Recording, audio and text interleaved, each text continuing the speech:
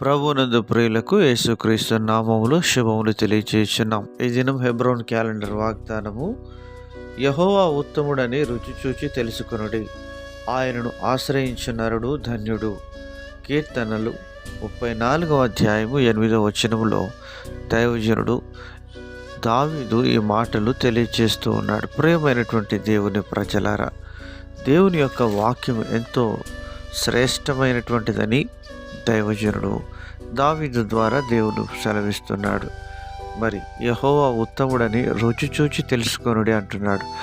వ్యక్తిగతంగా ప్రభువును మనం రుచిస్తేనే తప్ప ఆయన యొక్క ఉత్తమమైనటువంటి గుణలక్షణములను మనము గ్రహించజాలము. ప్రియమైనటువంటి దేవుని ప్రజలారా, లూకాసు సువార్త 10వ అధ్యాయంలో మరియా అనేటువంటి సహోదరి తన జీవితంలో ఇహలోక సంబంధమైన వ్యాపకముల నుంచి ఆవిడ బయటికి వచ్చి ప్రభువును, ఆయన యొక్క మాటలు, ఆయన యొక్క బోధను ఎప్పుడైతే తాను రుచిస్తూ వచ్చిందో ఆయన పాద సన్నిధికి విడవకుండా కూర్చుంటూ వచ్చింది. ప్రభు ఆమెను గురించి ఇచ్చిన సాక్ష్యము, మరియ ఉత్తమమైన దాన్ని ఎన్నుకుని గనక ఆమె యొద్ద నుండి అది తీసివేయబడదు అని ప్రభు సెలవిస్తూ ఉన్నాడు. ప్రియమైనటువంటి దేవుని ప్రజలారా, ఈ లోకంలో ఉత్తమమైనటువంటిది దేవుని సన్నిధి, దేవుని వాక్యము, దేవుని ప్రసన్నత.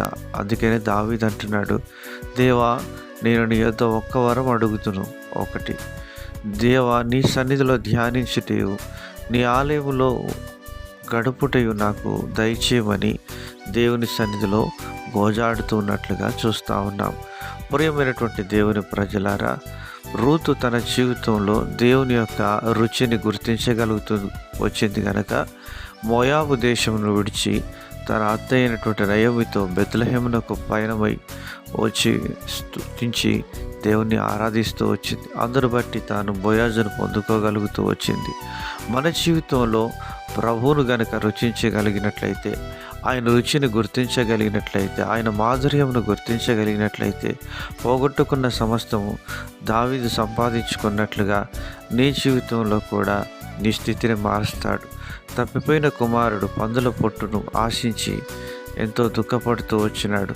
తండ్రి ఇంటిని యొక్క గుర్తును ఎప్పుడైతే గుర్తిస్తూ వచ్చినాడో, ఎప్పుడైతే తండ్రి ఇంటి ప్రేమను, మాధుర్యాన్ని గుర్తిస్తూ వచ్చినాడో, ఆ పొట్టును వదిలేసి తండ్రి ఇంటికి పరుగున పరుగెత్తుకుంటూ వచ్చినాడు. ప్రియమైనటువంటి దేవుని ప్రజలారా, ఆ యొక్క మాధుర్యమును, ఆ యొక్క రుచిని నువ్వు గుర్తించగలిగినప్పుడు నీ స్థితిని దేవుడు మార్చివేస్తాడు. ఎటువంటి స్థితిలో ఉంటున్నావో, మనం ఎంత క్లిష్ట పరిస్థితుల గుండా వెళ్తున్నా ఆయన వైపు విశ్వాసం ఉంచినట్లయితే నీకు నెమ్మది, సమాధానం.